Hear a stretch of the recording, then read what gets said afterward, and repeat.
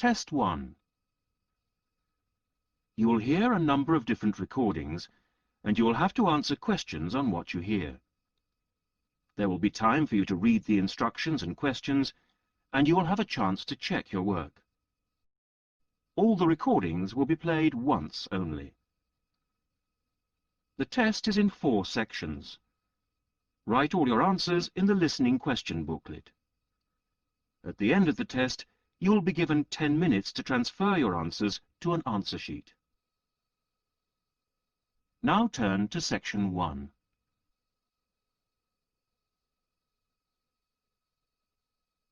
Section 1. Listen to this telephone conversation between Janice Biggins, who works for a house renting agency, and John Anderson. First, you have some time to look at questions 1 to 6.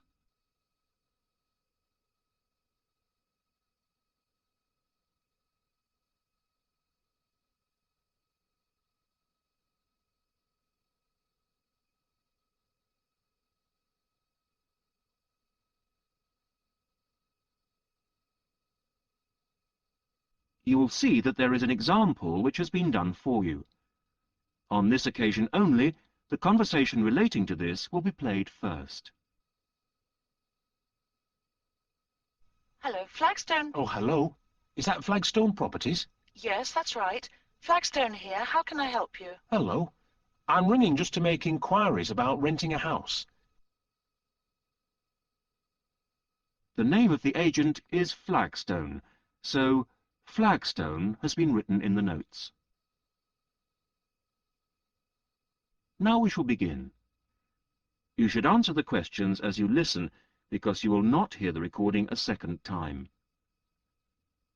Listen carefully to the first part of the conversation and answer questions 1 to 6.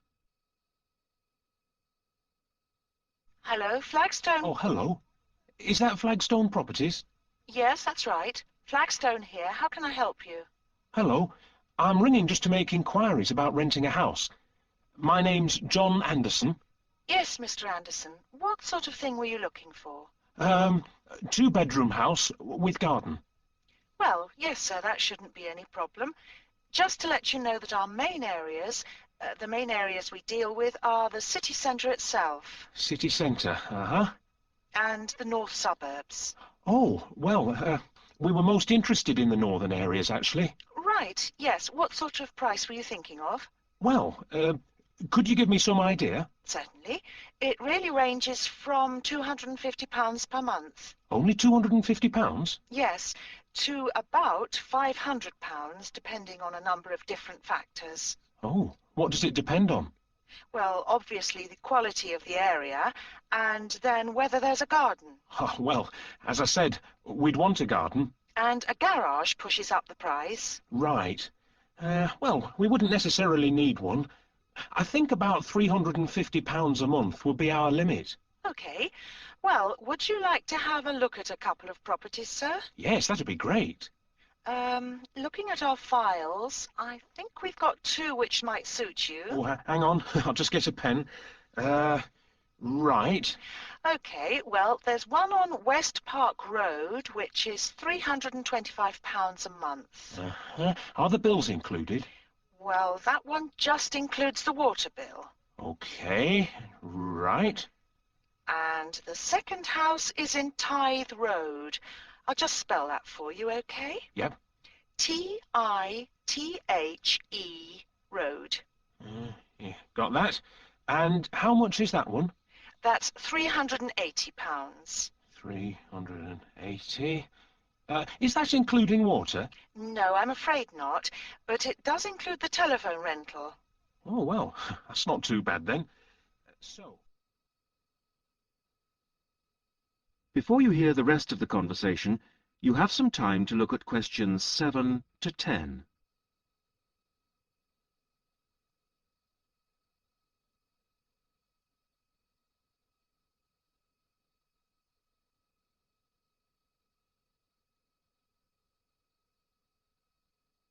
Now listen and answer questions 7 to 10. So when would you be available to see them? Well, I'll be in town next week, say Thursday. No, I'm sorry, we don't have any availability for Thursday. How about Wednesday afternoon? Okay. That's fine. Would 5 be okay? Yes, fine. 5 o'clock it is. Just come to the Flagstone offices. Oh, before I forget, what sort of things do I need to get done, to rent with you? Well, the most important thing is a letter from your bank, No problem. and then a reference letter from your employer. Yes, that's okay. Great. And then we would need you to give 2 weeks' notice of moving in. Right, 2 weeks notice. And what about a deposit? That's 1 month's rent, whatever the amount is. Okay, 1 month. Is that it? No, sorry, one more. You will have to pay for the contract. Oh, yes, I'd forgotten about that. Okay, fine. So I'll start arranging those, and I'll see you next week. Yes. Thanks very much. Bye. Goodbye.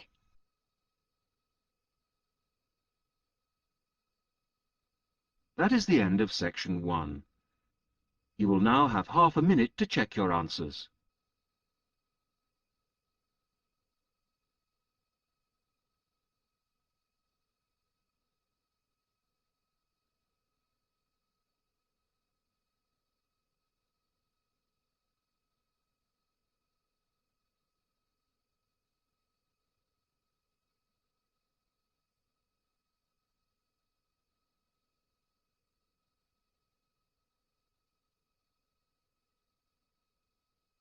Now turn to section 2.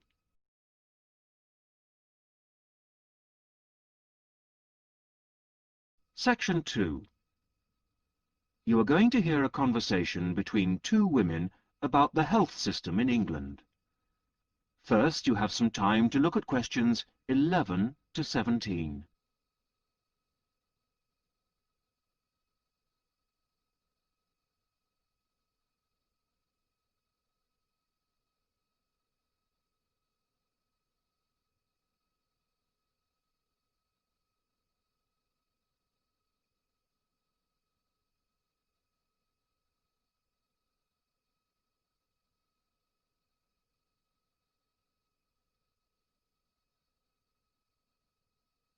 Now listen to the first part of the conversation and answer questions 11 to 17. Hello, Mrs. Sutton. Come in. How are you settling in next door? Have all your things from Canada arrived yet? I thought I saw a removals van outside your house yesterday afternoon. Yes, they came yesterday. We spent all day yesterday arranging them. It's beginning to feel a bit more like home now. Oh, that's good. Look, come in and sit down. Are you all right? You look a bit worried. Well, I am a bit. I'm sorry to bother you so early, Mrs. Smith, but I wonder if you could help me. Could you tell me how I can get hold of a doctor? Our daughter, Anna, isn't very well this morning, and I may have to call somebody out. She keeps being sick, and I am beginning to get a bit worried. I just don't know how the health system works here in England. All I know is that it's very different from ours back in Canada. Well, I don't know really where to start. Let me think. Well, the first thing you have to do is find a family doctor. Sometimes we call them general practitioners as well. Right. And register with him or her. If you live here, you've got to be on a doctor's list. If you're not, things can be a bit difficult. Oh. Nobody will come out to you if you're not registered. Anyway, they work in things called practices. Sort of small groups of family doctors all working together in the same buildings. Now, what you've got to do this morning is register with one of them. There are 2 practices near here, so we're quite well off for doctors in this part of Manchester. There's the Dean End Health Centre, about 10 minutes walk away, and there's another practice in South Hay. That's about 5 minutes away, going towards the town centre. We're registered at the Dean End one, but they're both okay. There are about 6 doctors in our practice and 4 in the other, so ours is quite big in comparison. and the building and everything's a bit more modern. South A is a bit old-fashioned, but the doctors are okay. Their only problem is that they don't have a proper appointment system. Sometimes you have to wait for ages there to see someone. Anyway, you go to the receptionist in whichever health centre and ask her to register you with a doctor there. You have to fill in a form, but it doesn't take long. Ours is called Dr. Jones, and we've been going to him for years, ever since we moved here 15 years ago. I wouldn't say he's brilliant, but I suppose he's all right, really. We're used to him now. They say he's very good with elderly people, but he does tend to get a bit impatient with children. Listen, the one who's supposed to be really good with small children is Dr. Shaw. I've heard lots of people say that.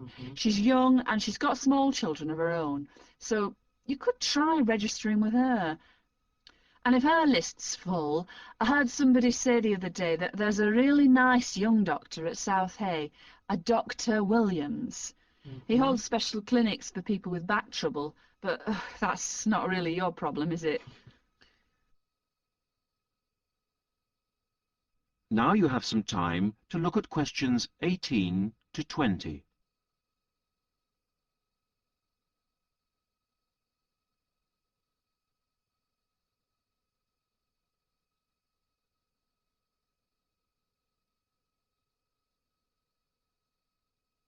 Now listen to the rest of the conversation and answer questions 18 to 20. If you want a doctor to visit you at home, you have to ask for a home visit. You're supposed to do that before 10:30 in the morning, but obviously if it's an emergency, you can phone at any time, night or day.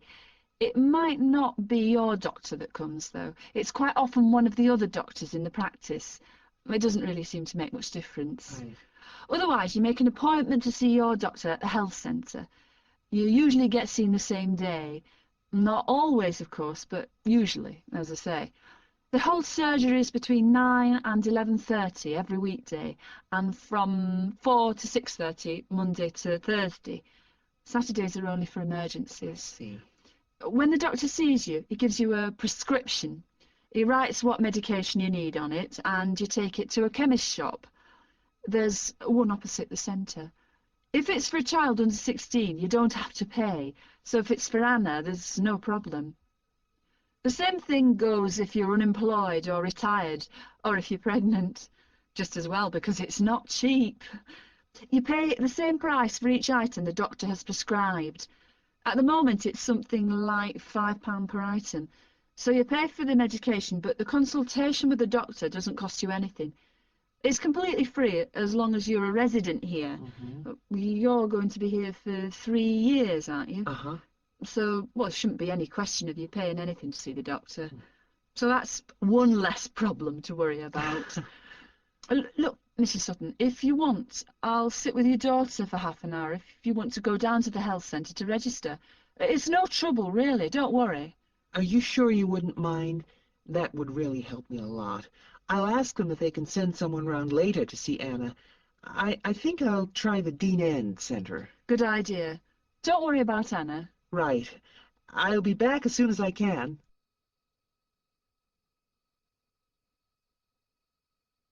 That is the end of section 2. You will now have half a minute to check your answers.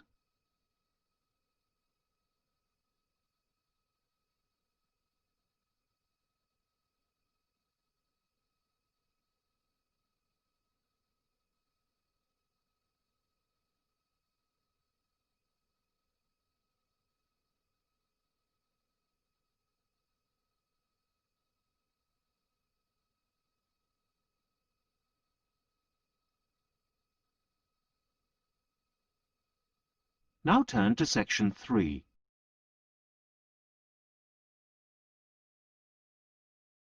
Section 3. You are going to hear a university tutor interviewing a candidate for a place on a postgraduate diploma course in teaching geography. First, you have some time to look at questions 21 to 27.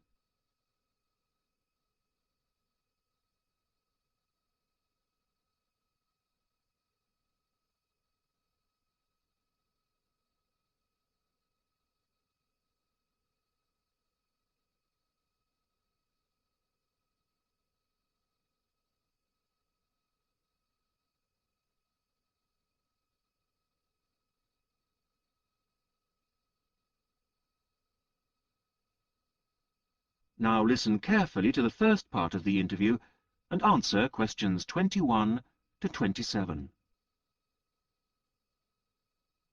Hello. Jonathan Briggs, isn't it? Yes, that's right. Do come in and sit down. Thanks. Right. Well, Jonathan, as we explained in your letter, in this part of the interview, we like to talk through your application form, your experience to date, etc. And then in the second part, you go for a group interview. Group interview. Yes, I understand. So, your first degree was in economics. Yes, but I also did politics as a major strand. And you graduated in 1989. And I see you've been doing some teaching. Yes, I worked as a volunteer teacher in West Africa. I was there for almost 3 years in total, from 1990 to 1992. How interesting. What organisation was that with? It's not one of the major ones. It's called Teach South. Oh, right.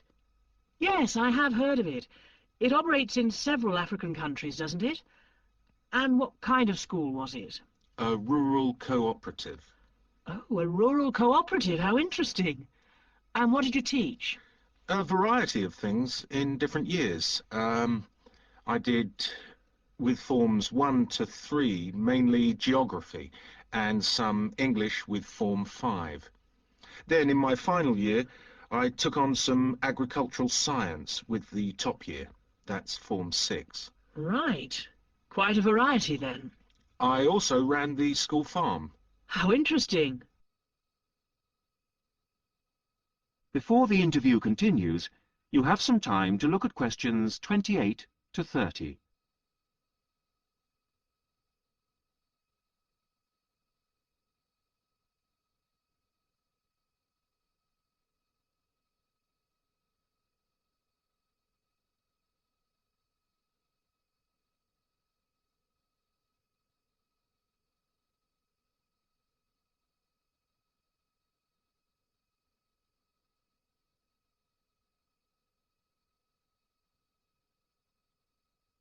Now listen to the rest of the interview and answer questions 28 to 30.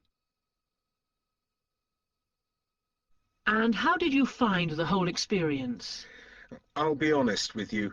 At the end of the first year, I really wanted to leave and come home. Oh, why was that? Well, I was very homesick at first and missed my family. Oh, yes, I can understand that. And I also found it frustrating to have so few teaching resources. But I did decide to stay, and in the end I extended my tour to a 3rd year. Right. Things must have looked up then. Yes, we set up a very successful project, breeding cattle to sell locally. Really? And then, after a lot of hard work, we finally got funds for new farm buildings. And you wanted to see things through. Uh-huh. And that's why you want to train to teach geography. Yes. I've had a couple of jobs since then, but I now realise I like teaching best. And I chose geography because it's my favourite subject. And also because I think it has so many useful applications. Well, you certainly have had some interesting work experience. I'll ask you now to go on to the next stage of the interview.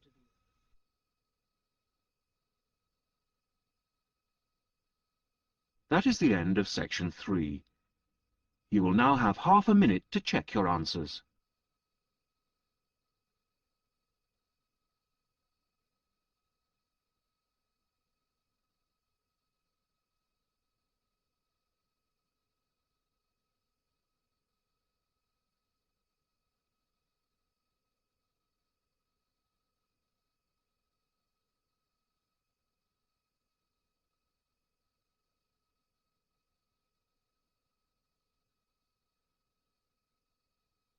Now turn to section 4.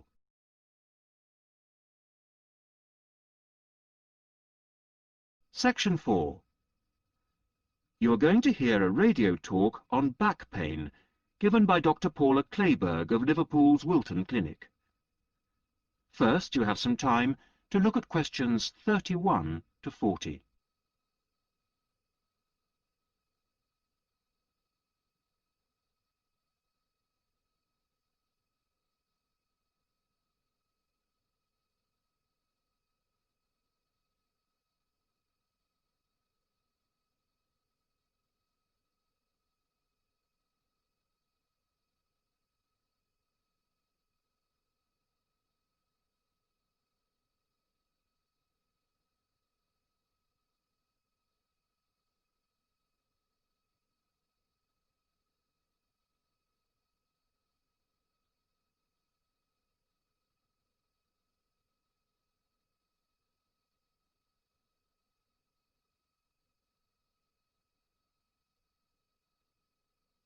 Now listen carefully to the talk and answer questions 31 to 40.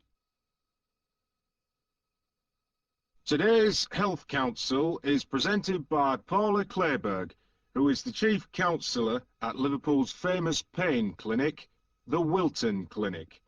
Paula. Do you know what Prince Charles, Sevi Ballesteros and Elizabeth Taylor have in common?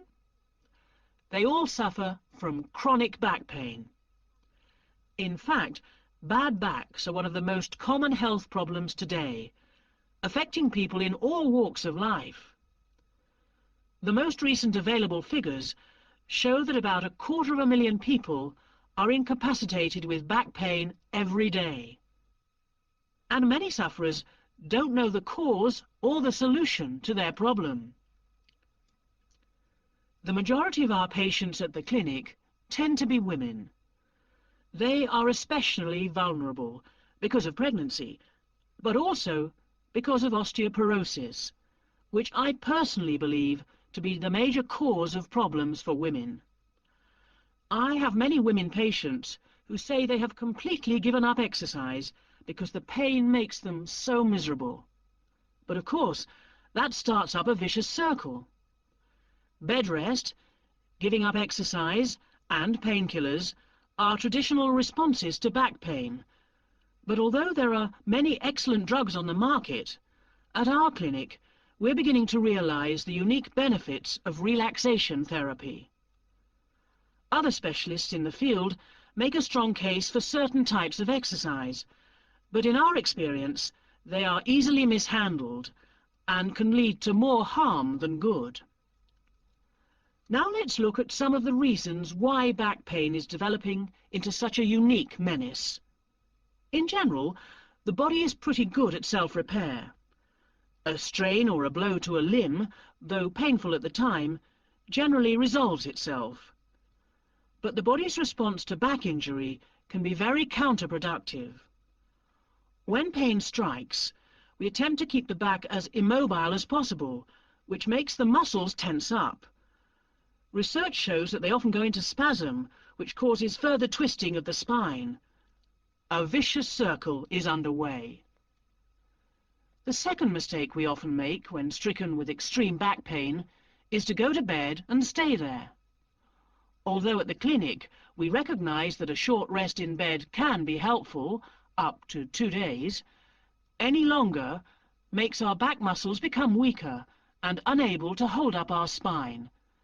The pain, therefore, becomes worse.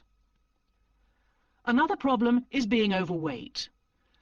Anyone a stone or more overweight who already has back pain is not doing himself any favours.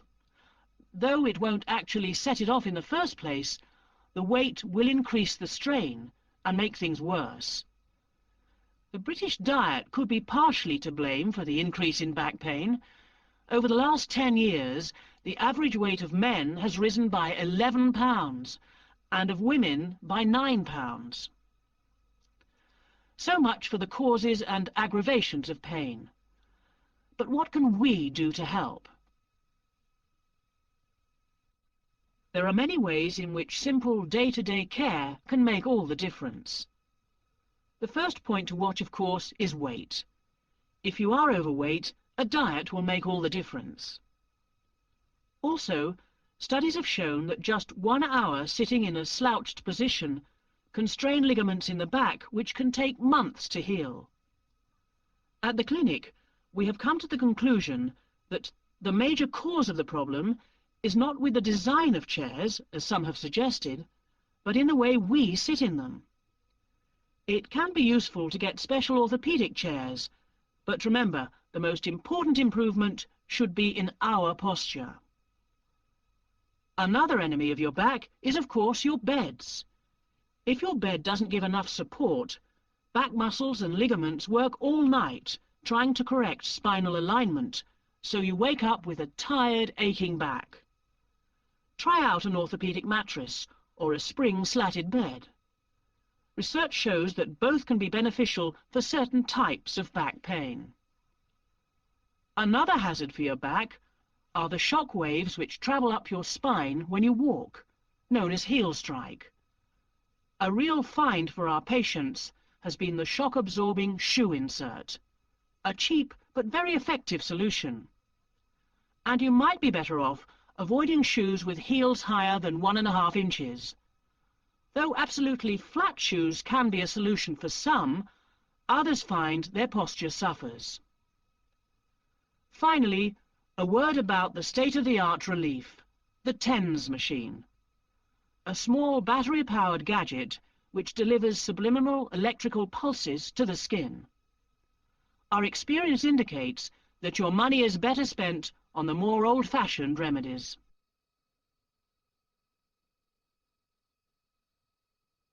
That is the end of section 4. You will now have half a minute to check your answers.